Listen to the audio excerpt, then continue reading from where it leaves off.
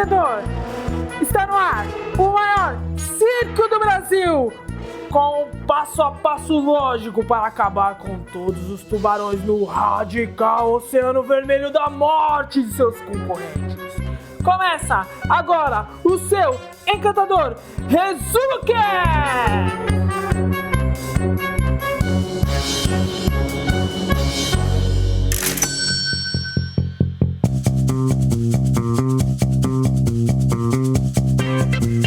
Os melhores livros de negócios investigados a fundo por quem entende de empreendedorismo. Fique ligado, pois está começando mais um episódio do Resumo Cast com Gustavo Carriconde e Renata Libérica. Os professores e autores Jen Kim e René Malborn iniciam o livro A Estratégia do Oceano Azul, contando a história de Guy Laliberté, um artista circense que, mesmo estando em um mercado em decadência, decidiu empreender e oferecer maior valor para os clientes. Guy é o CEO de uma das maiores empresas canadenses, o tão famoso Cirque du Soleil, que hoje em dia tem um lucro anual de mais de 800 milhões de dólares e emprega cerca de 3.500 funcionários em mais de 40 países. Mas não foi sempre assim. Quando começaram, foram obrigados a enfrentar toda a queda do seu setor por causa das incontáveis insatisfações dos clientes. O audacioso ex-equilibrista deixou de lado o que faziam seus concorrentes. O cenário era o seguinte: a cada dia aumentavam as inúmeras formas de entretenimento, shows e jogos. As crianças, público-alvo dos circos, já preferiam brincar com seus videogames do que assistir mágicas. Para os pais também era um momento de total desconforto. Bancos de madeira, indignação pelo uso de animais em espetáculos e tantas outras insatisfações. O que os concorrentes faziam? Contratavam renomados artistas e domadores e realizavam o evento em uma escala menor. Mas isso tudo tinha um custo muito alto e ainda não atraía mais clientes. O Cirque du Soleil fez diferente. Não quis competir. Eles entenderam que se quisessem superar todos os outros, deveriam parar de lutar com eles, como todos os outros faziam. O que fizeram? Retiraram os animais dos espetáculos. Deixaram de contratar os artistas mais conhecidos, sofisticaram os assentos, aumentando o conforto dos clientes. E ao invés de oferecer humor barato, passaram a estruturar o espetáculo como se fosse uma peça da Broadway. O público desse novo mercado era adulto, disposto a pagar preços mais altos para que pudessem viver essa experiência. Essa diferenciação e busca por baixo custo permitiu que o Cirque du Soleil criasse um oceano azul. E hoje o Resumo Cast recebe a Camila Renault. Ela ganhou em 2018 o prêmio de profissional de marketing do ano da Associação Brasileira de E-Commerce e o prêmio de profissional de planejamento do ano da Digitalks. A Camila tem uma agência de marketing e ela aplica na prática a estratégia do Oceano Azul. Ela vai nos ajudar a explorar os melhores estalos desse livro. E a primeira coisa que queremos saber é qual é o significado de um oceano azul. O que a gente tem que ter em mente? Que os autores, eles criaram uma metáfora, uma forma para todo mundo entender de diferenciar esses mercados. O primeiro, ele vai falar do mercado do Oceano Vermelho. Por que vai ter essa cor? Que ele fala que está cheio de tubarões, né? Esse vermelho é do sangue. Então é um mercado hiper concorrido, né? Então a concorrência, ela vai sempre cair na questão do teu preço, porque se todo mundo é percebido da mesma forma, o que diferencia para tomar a decisão acaba sendo o preço, por isso que a gente fala tanto de custo e de benefício. E também nós vamos ter regras, né, fronteiras setoriais definidas. E aí os autores tentam criar um paralelo aí, são um oceano azul, onde não haveria concorrência, então não temos tubarões, não temos sangue. O oceano azul nada mais é do que um mercado inexplorado. Ele vai ser um mercado onde a concorrência é irrelevante porque ela não existe. né? Você tem uma proposta única e isso permite que você ganhe não clientes, que é algo que a gente pode discutir um pouquinho mais para frente, e nós vamos ter esse cenário bem configurado: concorrência irrelevante, proposta de valor única e a empresa atuando sem fronteiras setoriais definidas, sem essas regras tão definidas. É isso que você deve criar. Sair do Oceano Vermelho, da terrível batalha de tubarões e passar a criar um novo ambiente de atuação, livre e muito mais amplo. O Oceano Azul, onde os seus concorrentes são irrelevantes para esse novo mercado. O Cirque du Soleil é tão inovador que nenhuma outra forma de entretenimento conseguiu enquadrar ele numa definição. Não é um circo, como o dos seus concorrentes no passado, mas também não é um teatro, já que é um picadeiro com suas tendas. Ou seja, o Cirque du Soleil é algo novo que oferece diferentes experiências para um novo público.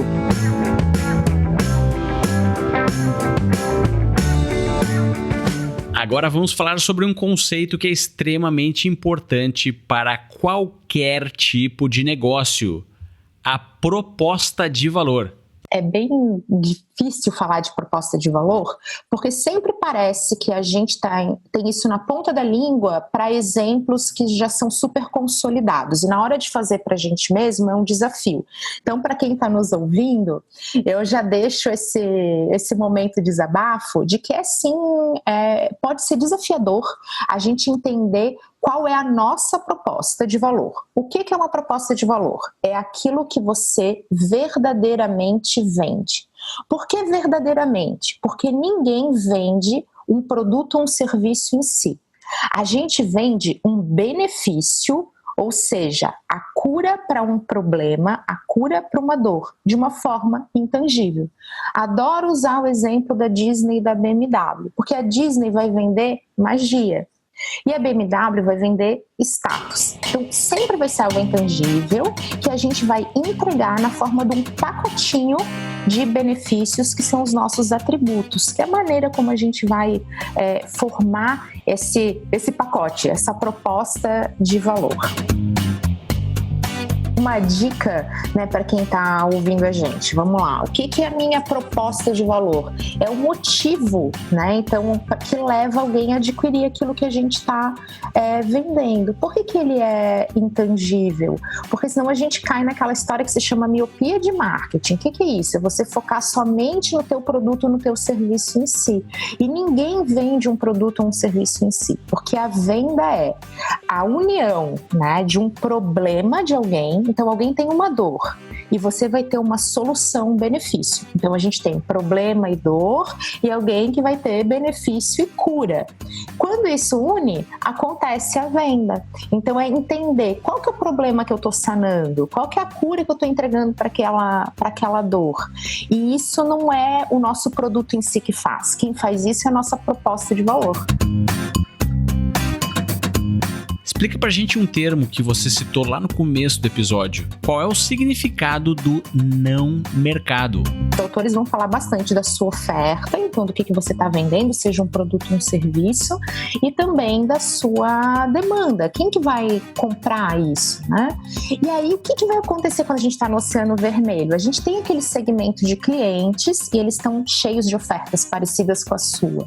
Uma maneira da gente encontrar um mercado inexplorado é fazer uma completa revolução do seu modelo de negócio, da sua proposta de valor. Mas a gente tem um outro caminho, que é procurar um não mercado, quem ainda não é atendido, né? Então, vamos dar um exemplo aqui do Uber, é um ótimo exemplo. Então, quem são motoristas de táxi? São pessoas associadas, nós temos aqui essa necessidade de você ter tempo que você está fazendo isso, que você é motorista. O que o Uber fez? Ele transformou qualquer pessoa que tenha uma carteira de habilitação e que passe por um processo seletivo simplificado em um potencial motorista. E como o Uber une dois segmentos, né? Um de quem vai ser passageiro e um de quem vai ser motorista, o motorista é uma espécie, né? um player, ele é importante nesse cenário. Ele criou uma proposta para um não mercado. Então, você não é motorista de táxi, mas você pode ser motorista do Uber. Outro exemplo de não mercado que a gente pode falar aqui é o próprio Google. O Google vai vender anúncios, só que hoje qualquer pessoa que defina o seu orçamento, que crie sua conta, tenha um pequeno negócio, pode ser anunciante do Google. De repente, vamos lá, eu tenho uma padaria. O dono da padaria, ele não podia ser anunciante da TV aberta, da TV fechada ou de um outdoor, mas para o Google ele podia sim, mesmo que ele tivesse um valor muito menor, muito limitado de orçamento. Então o Google atingiu quem? Não mercado, quem não era atendido por ninguém, criando assim uma proposta única para aquele segmento. Agora vamos voltar na história. Imagine-se nos Estados Unidos por volta de 1908. Fazia apenas 15 anos da data do lançamento do primeiro automóvel do país, mas já existiam mais de 500 produtores de veículos espalhados por toda a nação. Como se diferenciar nesse mercado pequeno e pouco atrativo? A realidade era dura. Muitas manifestações, gente que achava que o automóvel não deveria existir. Para outros, era muito difícil dirigir nas estradas de terra e apenas poucos podiam pagar pelo custo do automóvel. Foi então que Henry Ford decidiu atender a uma nova parcela de consumidores que ainda não eram alcançados. O custo do automóvel, que era fabricado apenas sob encomenda, variava em torno de $1.500, o que representava 2 vezes mais que a renda familiar anual e chegava a custar 4 vezes mais que o transporte padrão da época, a carruagem.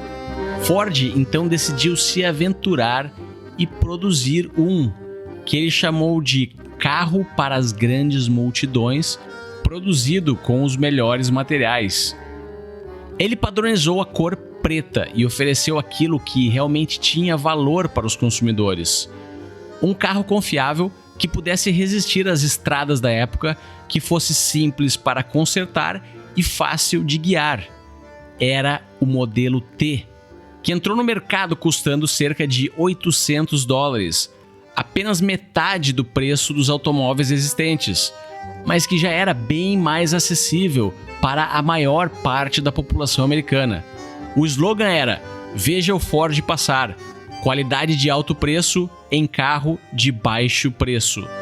Como se não bastasse apenas aumentar o valor percebido pelo cliente, Henry Ford eliminou diversos acessórios que outros fabricantes incluíam nos carros, mas não tinham valor nenhum, não serviam para propósito algum, o que acabou reduzindo o custo de produção do modelo T.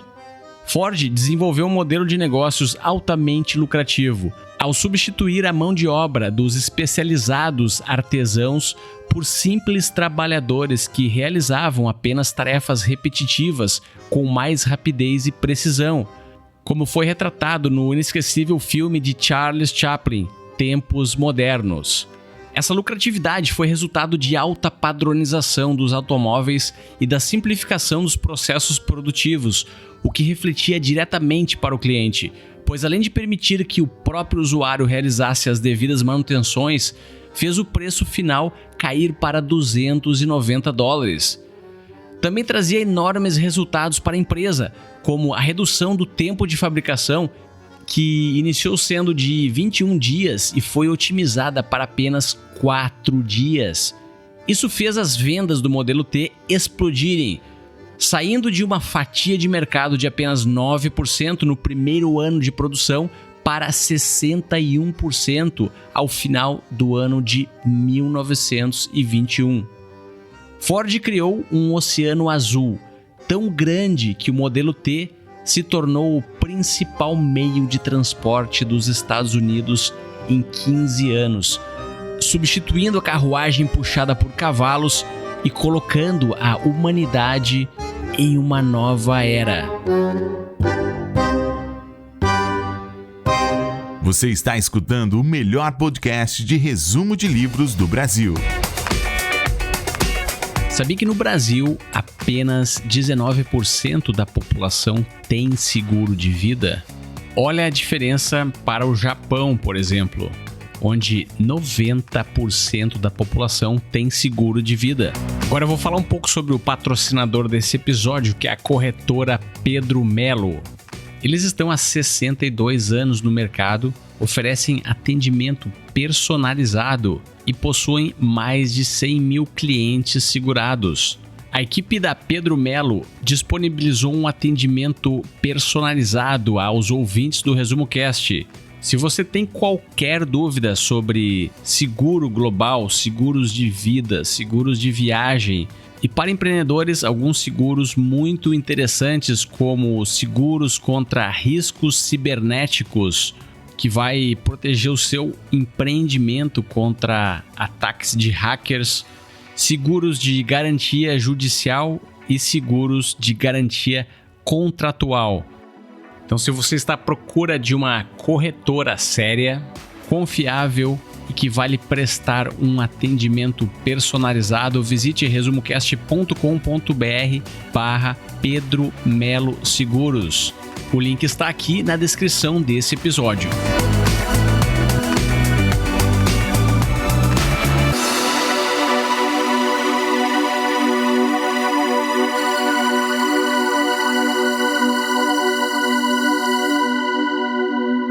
Agora que já exploramos os conceitos principais e as definições mais importantes do livro, vamos ver o que significa atributos da proposta de valor.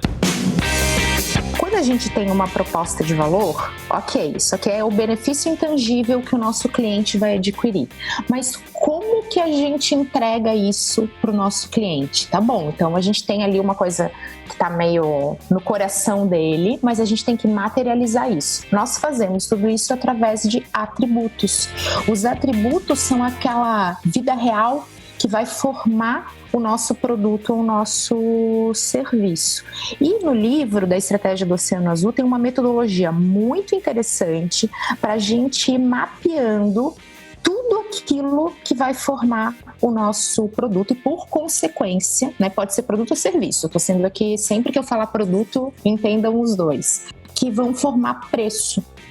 É através dos atributos que a gente é comparado também. E a gente está falando de oceano vermelho, a gente está falando de concorrência. Quando a gente vai mapeando esses itens, né, a gente consegue aplicar a metodologia e buscar bem ali no cerne da questão alguma coisa inovadora, alguma coisa que a gente vai criar para poder ter atributos únicos, e aí tá no nosso tão almejado Oceano Azul. Eu até separei aqui, Gustavo, eu tô com o livro na mão, hein?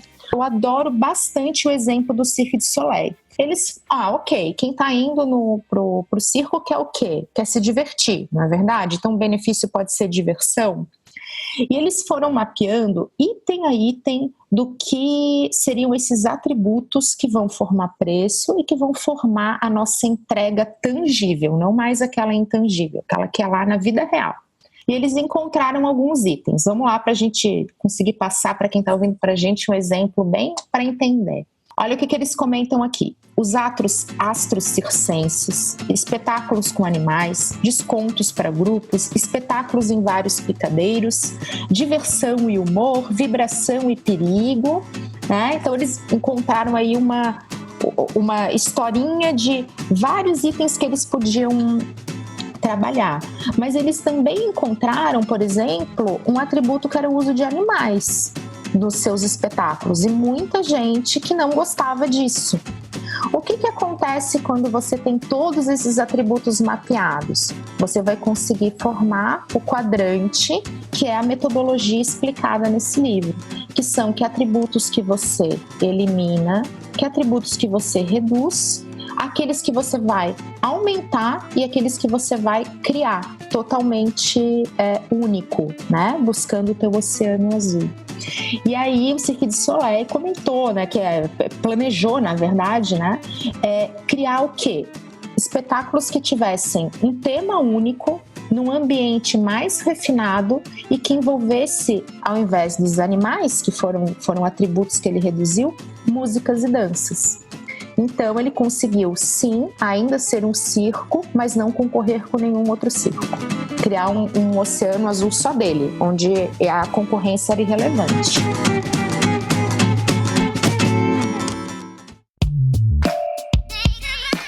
Quando você for capaz de mudar a maneira como olha o mercado, você vai sair da batalha rouba cliente e vai passar a oferecer um salto no valor do seu negócio para o mercado e, com isso, restabelecer o alcance do setor. Olhe para alguns anos atrás. Quantos mercados novos foram criados? Mas como é possível fazer isso? Primeiro, você precisa reorientar a sua estratégia. Sair mesmo da lógica de comparação para a lógica de diferenciação. Deixar de focar na concorrência e passar a enxergar setores alternativos. Mudar essa visão de simplesmente oferecer mais por um pouco menos. Esse é um pedido dos seus clientes apenas da boca para fora. O que eles desejam mesmo são novos atributos que elevem o valor do seu produto sem aumentar o preço. Você deve levar em conta 3 aspectos para desenvolver um oceano azul. O primeiro é o foco do seu negócio. Quer dizer, quem é o cliente que você deseja atender fora das suas fronteiras? Em segundo lugar, a sua singularidade. Como você pode se fazer único na vida dos seus consumidores? Em terceiro, o nível de clareza da sua mensagem. Como é o slogan dessa nova oferta? Isso foi o que a Apple fez. Identificou um público enorme e que estava em crescimento, que já consumia música digital através de programas como Napster. Viu que se ele fizesse um acordo com empresas de músicas, poderia vender as músicas de uma forma mais dinâmica, que atendia à tendência dos consumidores e que seria legal juridicamente. Depois de fechar acordo com grandes gravadoras, a Apple lançou em 2003 a sua loja digital de música, o iTunes, com uma característica singular e com uma mensagem clara para os consumidores. Com o sucesso e a qualidade de som reproduzida pelo iPod, a Apple com o iTunes permitia que o cliente comprasse apenas as músicas que desejava por um custo baixíssimo de 99 cents ou um álbum inteiro por $9,99. Esse atributo era de imenso valor porque muitos clientes compravam um álbum inteiro só por causa de uma música. E, além de tudo, poderiam acessar a qualquer momento sem aquela preocupação de danificar o CD, que deixaria de tocar se estivesse riscado. Para chegar nesses aspectos, você deve validar o seu conceito em uma matriz de análise. Essa matriz se divide em 4 partes. Eliminar todos os atributos que são bons, mas que não fazem parte da sua proposta. Reduzir. Qual é a característica que tem encarecido o seu produto ao oferecer mais do que o seu cliente deseja? Elevar. Onde seu setor para? Quais são os limites de alcance e o que você pode elevar bem acima dos padrões do segmento? Criar. Onde você irá se diferenciar? Qual é o aspecto que nunca foi oferecido como proposta de valor no mercado em que você atua? É diante disso que você pode aumentar o valor dos atributos da sua oferta percebido pelo seu cliente. Isso é o que cria uma nova demanda. É o fato criador de um oceano azul. Ou seja, a criação de oceanos azuis não se originam apenas de inovações tecnológicas, mesmo que você atue no setor de tecnologia. A principal característica que define se um segmento está ou não em um oceano azul é o fato de que o seu cliente identifica em sua oferta atributos que representam um alto valor para ele. Por isso, o tamanho e a tradição da sua empresa não representam vantagens e nem desvantagens competitivas na intenção de criar esse novo espaço. É por isso que quando você sai de um oceano vermelho onde todos desenvolveram diferentes e até eficientes estratégias para que pudessem competir e roubar o mercado dos seus concorrentes e muda para águas mais tranquilas, você deve esquecer o que era feito pelos seus concorrentes e ir a campo para realmente identificar qual é a necessidade e o desejo do seu cliente. Assim você é capaz de construir uma proposta de valor adequada e inovadora. Exemplo que mora no meu coração é o exemplo do Google. Sabe por quê? Uma coisa, primeiro, a busca é hoje o que define o nosso comportamento de compra. O Google criou realmente um mercado. A gente tem profissionais que hoje, qual é a sua profissão?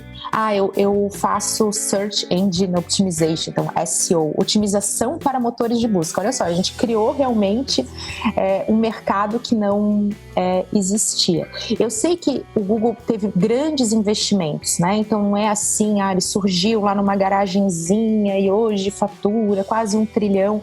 Eu sei que é uma história um pouco romântica, mas ele tem uma coisa a nos ensinar. Por exemplo, o Google gera uma utilidade excepcional para quem usa? Com certeza. A gente gosta muito, né, eu estou entregando a idade agora.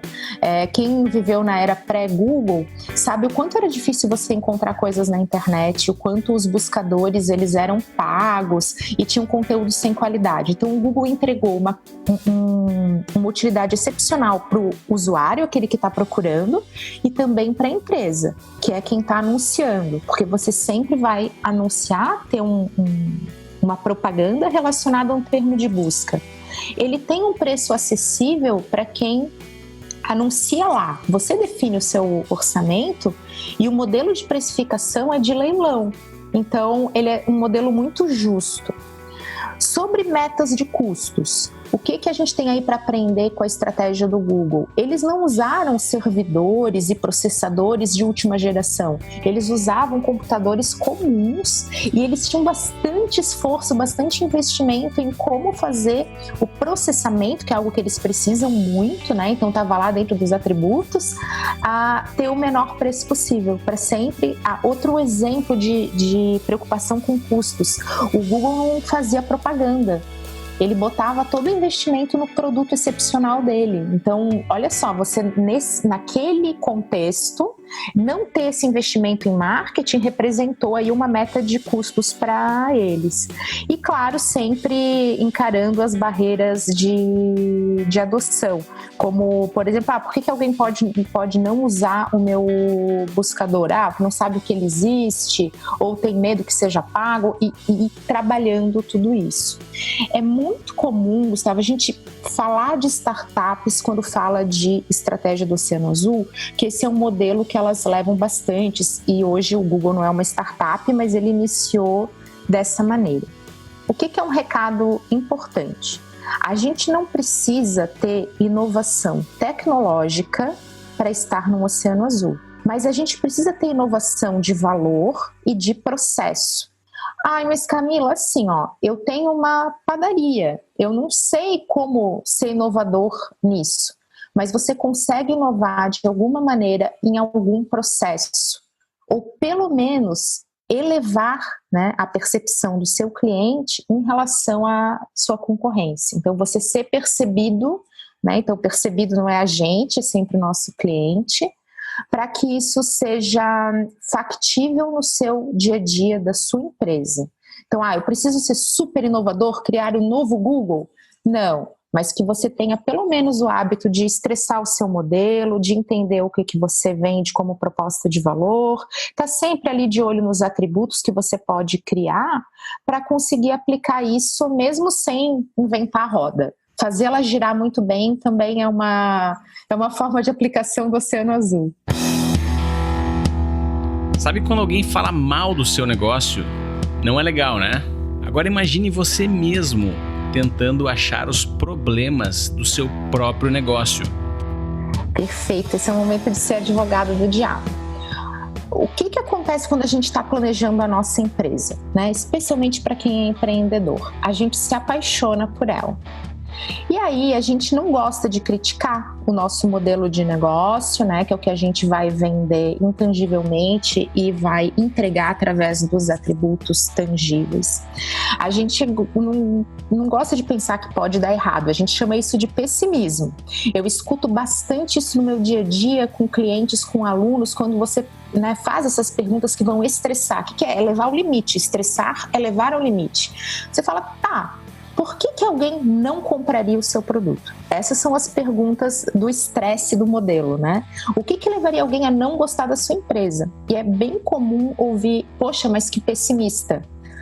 Isso não é pessimismo, isso é metodologia e a gente tem que fazer sempre. Esse papel, como eu brinquei, de advogado do diabo. Vamos ver ali as nossas perguntas, tá? A primeira delas é, o que eu estou vendendo tem uma utilidade excepcional? O que quer dizer excepcional? Importante. Então, aquilo que eu vendo é útil de alguma forma para o meu segmento de clientes? Outra coisa que é bem importante, eu consegui alcançar um preço acessível para esse segmento? Então, isso inclui formas de financiamento, né? Então, poxa, será que eu consigo fazer com que quem é meu cliente saiba e consiga custear isso que eu estou vendendo? Outra coisa importante que o livro é uma aula, né? A sua empresa consegue cumprir metas de custos. Por que a gente está falando de custo? Porque o Oceano Azul, ele não é somente você ter uma proposta única, você ter um valor único, onde a concorrência é irrelevante. É você ter lucratividade máxima.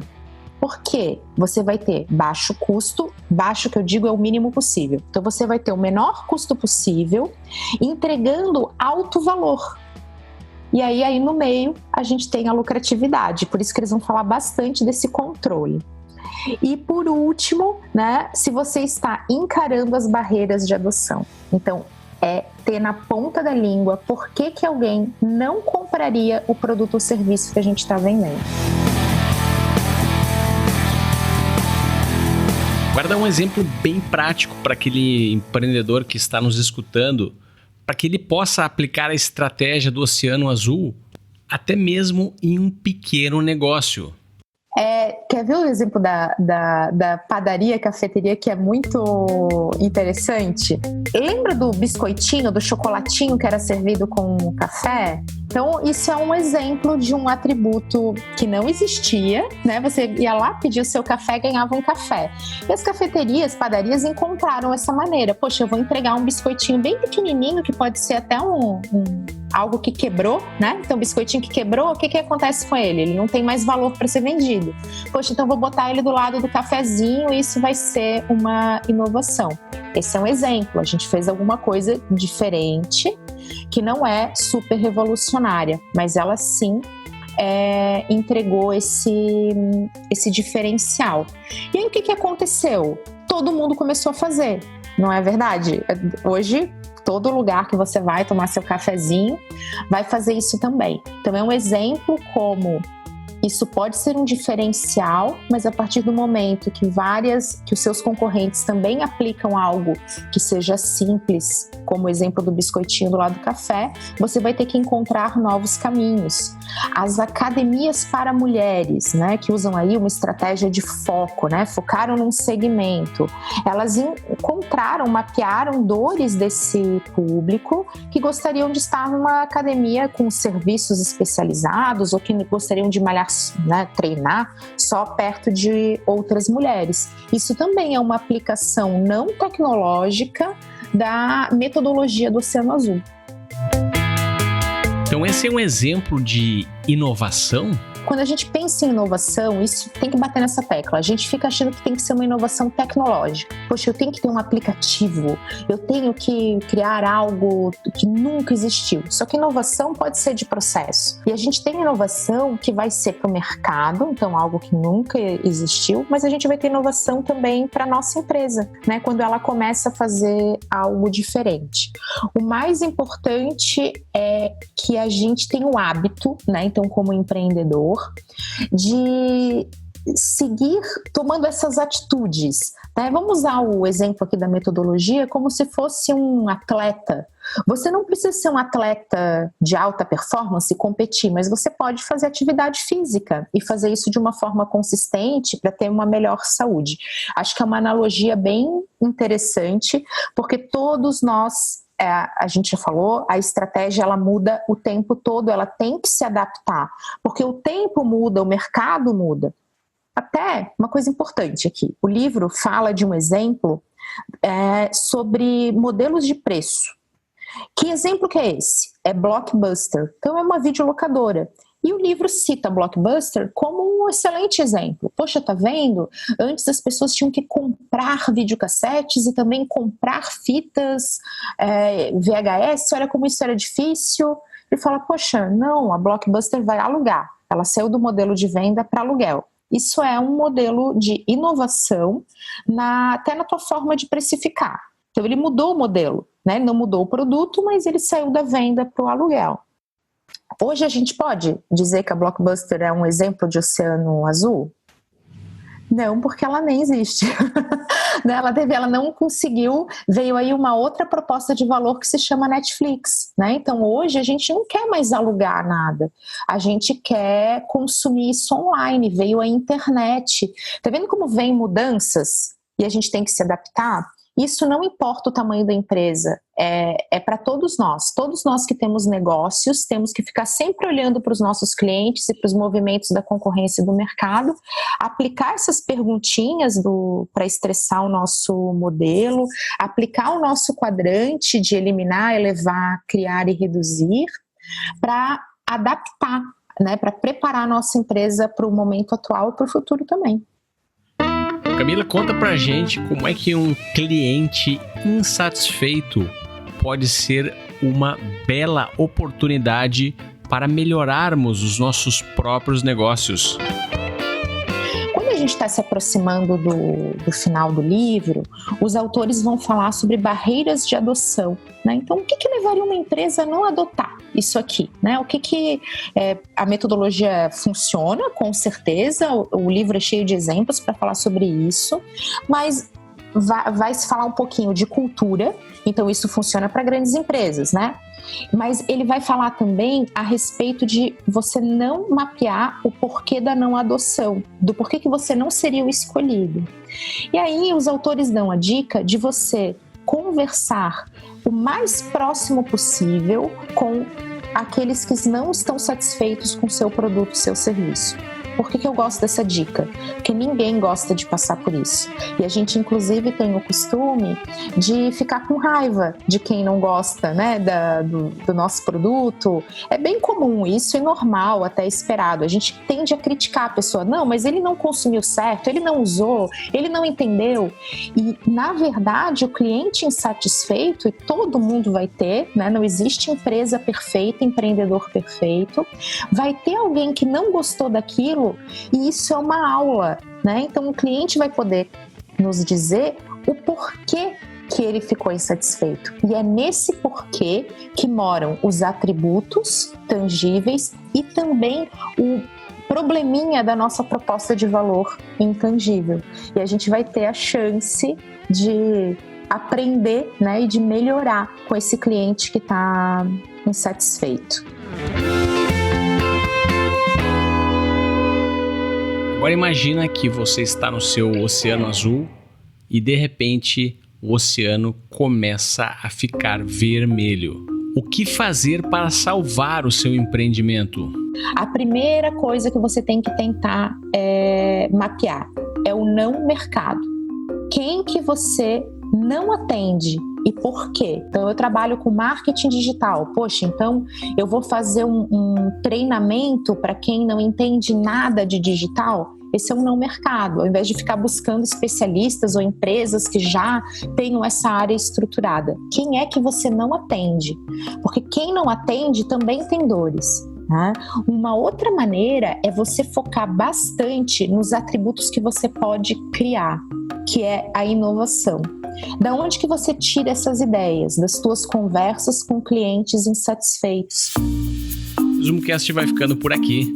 Te convido para conhecer a nossa área Premium. Visite resumocast.com.br/premium. Lá nós temos resumos de 10 minutos, materiais aprofundados e os nossos episódios são liberados no domingo, um dia antes, sem anúncios comerciais.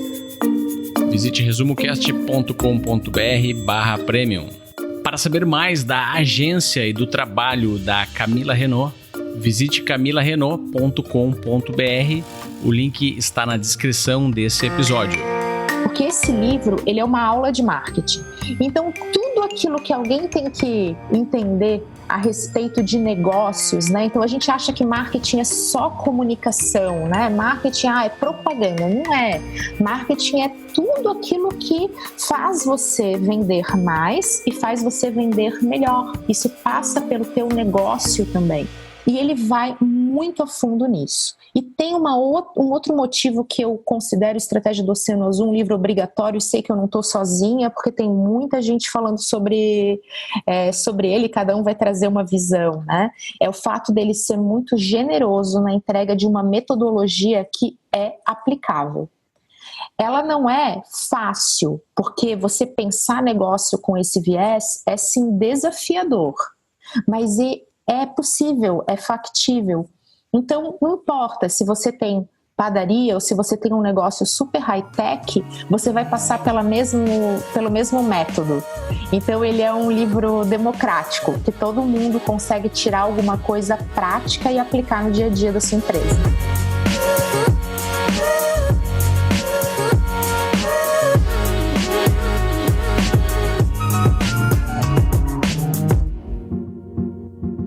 Assine gratuitamente em resumocast.com.br ou no aplicativo que você usa para escutar podcasts no seu smartphone.